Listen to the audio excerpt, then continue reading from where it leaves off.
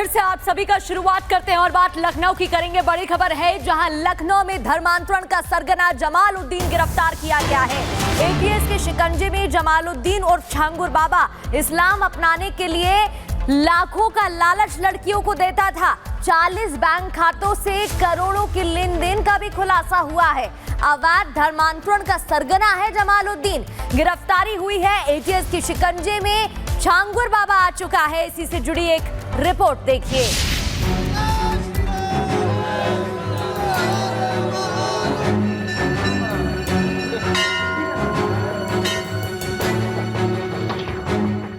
छांगुर बाबा गिरफ्तार। धर्मांतरण से जुड़े तार। जमालुद्दीन उर्फ छांगुर बाबा, जी हाँ, नकली नाम, नापाक काम का आखिरी में यही होता है अंजाम। धर्मांतरण गिरोह का मुख्य सरगना जमालुद्दीन उर्फ छांगुर बाबा को यूपी एटीएस ने धर दबोचा है। छांगुर बाबा के साथ उसकी सहयोगी नीतू और नसरीन को भी गिरफ्तार कर लिया गया है। इसके द्वारा अपने एजेंट्स के माध्यम से कन्याओं को फांसकर उसके बाद उन्हें धर्म परिवर्तन के लिए प्रेरित किया जाता है। 40 अकाउंट्स के माध्यम से 100 करोड़ से अधिक विदेशी फंडिंग इन्हें प्राप्त हुई है, जिसका इस्तेमाल ये धर्मांतरण के लिए करते हैं। इस पूरे जानकारी के उपरांत एसटीएफ द्वारा एक मुकदमा पंजीकृत कराया गया, जिसका इन्वेस्टिगेशन एटीएस यूपी कर रही है। उस प्रकरण में 2 व्यक्तियों की गिरफ्तारी की जा चुकी है। छांगुर बाबा पर पुलिस ने 50,000 का इनाम रखा था। वहीं इसकी गिरफ्तारी के बाद कई चौंकाने वाले खुलासे हुए हैं। छांगुर बाबा के गिरोह को विदेशों से करीब 100 करोड़ की फंडिंग मिली थी। गिरोह के कई सारे सदस्य विदेशी यात्रा करते थे, जिनमें ज्यादातर गल्फ देश से जाते थे। ये गिरोह हिंदू लड़कियों को इस्लाम अपनाने पर लाखों रुपए देता था। गैंग के सदस्यों के अलग अलग नामों और अलग अलग संस्थाओं के 40 से भी ज्यादा बैंक खाते हैं, जिनमें लगभग 100 करोड़ रुपए की धनराशि का लेन देन हुआ है। जमालुद्दीन और छांगुर बाबा बलरामपुर में 3-4 सालों से रह रहा था। उसने शिजर-ए-तैयबा नाम से एक किताब भी छपवा रखी है, जिससे ये लोग इस्लाम धर्म का प्रचार प्रसार करते हैं। छांगुर बाबा का पकड़ा जाना पुलिस की बड़ी कामयाबी माना जा रहा है। छांगुर से पूछताछ के बाद धर्मांतरण के मोडस ऑपरेंडी को खत्म करने में पुलिस को सहायता मिल सकती है और धर्मांतरण पर नकेल कसी जा सकती है। Bureau report, Republic Bharat.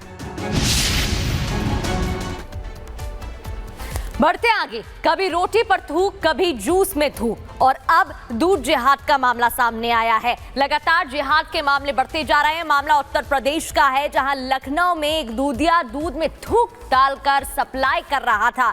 CCTV footage से पूरे मामले का भंडाफोड़ हुआ है। देखिए रिपोर्ट।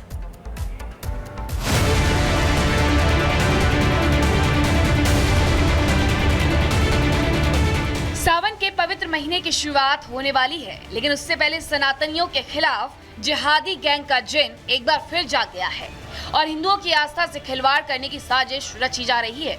अभी कांवड़ यात्रा में नेम प्लेट को लेकर विवाद थमा नहीं था कि लखनऊ से सामने आने वाली तस्वीरों ने सबको हैरान कर दिया है। जहां थूक जिहाद गैंग के एक मेंबर की तस्वीरें सीसीटीवी कैमरे में कैद हो गई। इस घिनौनी हरकत की तस्वीरों को जिसने भी देखा वो आक्रोश से भर गया। दरअसल लखनऊ के गोमती नगर इलाके में एक दूधिया लोगों के घरों तक दूध पहुंचाने से पहले उसमें थूक मिला रहा है। ये तस्वीरें अगर सीसीटीवी में कैद ना होती तो शायद कोई इसका अंदाजा भी नहीं लगा सकता था कि जिस दूध का इस्तेमाल लोग भगवान का भोग बनाने में करते हैं, उसमें ये दूधिया थूक मिला दे रहा था। तस्वीरों में आप देख सकते हैं कि कैसे शख्स ने दूध देने से पहले डिब्बे का ढक्कन खोला, फिर दूध के अंदर थूक दिया। इसके बाद डिब्बे के ढक्कन को फिर से यूं बंद कर दिया जैसे कुछ हुआ ही ना हो। पप्पू नाम के शख्स पर आरोप है कि ये रोजाना पहले दूध में थूकता, फिर वही थूक वाला दूध इलाके के लोगों को सप्लाई करता। लेकिन हद तो तब हो गई जब इस शख्स के दूसरे धर्म के होने का दावा किया जाने लगा। बताया गया कि खुद को पप्पू बताने वाले शख्स का असली नाम मोहम्मद शरीफ है, यानी अपनी पहचान छिपाकर दूध की सप्लाई कर रहा था, जिससे किसी को भी इस पर शक न हो। ये मामला जैसे हिंदू संगठनों के संज्ञान में आया, हिंदू महासभा ने पप्पू यानी मोहम्मद शरीफ के खिलाफ मुकदमा दर्ज करवाया, जिसके बाद पुलिस ने भी फौरन एक्शन लिया और वायरल वीडियो के आधार पर आरोपी को गिरफ्तार कर लिया। वहीं कांवड़ यात्रियों के लिए चेकिंग अभियान चलाने वाली यशवीर महाराज ने काम के ओट में सनातनियों की आस्था पर चोट पहुंचाने की साजिश रचने वालों पर तीखा प्रहार किया। जो सनातन धर्म के लोगों के भोजन में थूकने मूत्र करने वाला जिहादी गैंग है, इस जिहादी गैंग के ही भाई 90% हरिद्वार के अंदर कावड़ बनाते हैं, जिन हाथों से गौ माता का कत्ल करते हैं। ऐसी खंडित अपवित्र कावड़ में यदि आप पवित्र गंगा जल लेकर के आओगे तो आपकी कावड़ नहीं लगेगी। सावन से पहले सनातनियों के खिलाफ साजिश का जाल बुना जा रहा है। एक ओर जहां कावड़ मार्गों में कावड़ियों का धर्म भ्रष्ट करने के लिए नाम और पहचान छिपाकर ढाबे और दुकान चलाई जा रही है, तो वहीं दूसरी ओर ऐसे थूक जिहादी खाने पीने की चीजों को गंदा करके सनातनियों की आस्था पर चोट पहुंचाने की कोशिश कर रहे हैं। Bureau report, Republic Bharat. बढ़ते हैं आगे। नाम में क्या रखा है? ये मुहावरा तो बहुत सुना होगा आपने, लेकिन नाम से पहचान छिपाने की बात शायद पहली बार सुन रहे हों। पश्चिमी उत्तर प्रदेश में तो पहचान छिपाने का खेल धड़ल्ले से चल रहा है, लेकिन रिपब्लिक भारत देश की राजधानी दिल्ली में उन लोगों की पहचान सबके सामने ला रहा है जो उस रास्ते पर चल रहे हैं, जिस रास्ते पर पश्चिमी उत्तर प्रदेश के कुछ दुकानदार चल रहे हैं।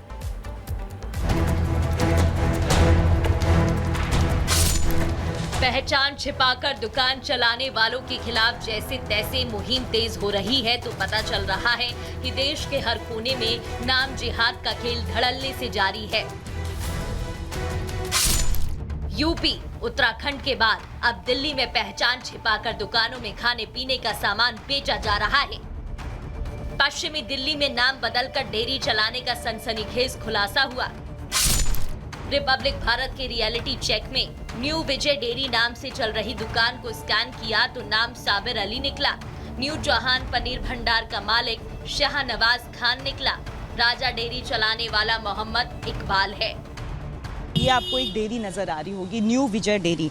अगर इसके हम स्कैनर को स्कैन करते हैं तो देखिए, स्कैनर को स्कैन किया और यहाँ पे नाम जो है मालिक का शाबिर अली आ रहा है। हिंदू मोर्चा ने ये आरोप लगाया है कि नाम बदल करके यहाँ पे डेयरी का संचालन किया जा रहा है। सबसे पहले जो दुकान के मालिक हैं हम उनसे ही बात करते हैं। आप इस डेयरी के ओनर हैं। ये आरोप लग रहा है कि नाम जो है ये विजय डेयरी रखा गया है और आपके दो ऐसे डेयरी है जो हिंदू नाम है बदल करके चलाया जा रहा है, जबकि अगर हम स्कैनर में स्कैन करते हैं तो शाबिर अली आता है। आप शाबिर अली हैं? हाँ, शाबिर अली हूँ, मगर ये दुकान का कम से कम 30 साल से चल रही है ऐसी। तो आपका नाम शाबिर अली है? हाँ। और डेयरी का नाम विजय डेयरी? हाँ।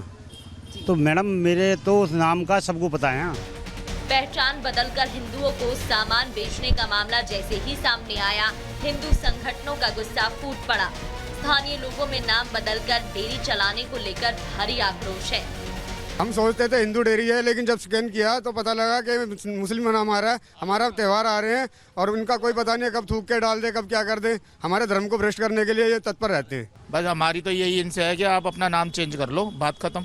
हमारी केवल मांग यही है, केवल अपना जो काम करो अपना नाम से करो। और भी बहुत सारी डेयरी हैं, कई नाम से हैं, लेकिन सब हिंदुओं के नाम पर है, लेकिन सारे मोमडन हैं। इनका पेटीएम करते तो पता लगता है कि मोमडन है। क्या वो मजबूरियां बन रही हैं जो आप भ्रमित करके लोगों से अपनी असली पहचान छुपा के एक हिंदू बोर्ड लगा के सामान बेच रहे हो? क्या अगर आप अपनी पहचान के साथ अपना कोई प्रोडक्ट बेचेंगे, क्या वो नहीं बिकेगा? नाम जिहाद शामिल लोगों पर सख्त कार्रवाई की बात प्रशासन कर रहा है। जो भी व्यक्ति अपना नाम बदल करके किसी फेक नाम से कोई व्यवसाय कर रहा है या कोई कार्य कर रहा है तो कानून की नज़र में दोषी है, उसको सज़ा मिलेगी। जो लोग सतर्क हैं, ऐसे लोगों को पकड़ रहे हैं, वो सूचना देते रहें। बस कानून हाथ में न लें, मारपीट नहीं होनी चाहिए, मगर ऐसे लोगों की रिपोर्टिंग हो ताकि उनके ऊपर कानूनी कार्रवाई की जा सके। डेयरी विवाद को लेकर हिंदू संगठन ने शिकायत भी दी है।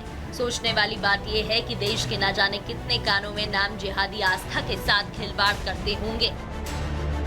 ऐसे में आप सतर्क और सजग रहिए।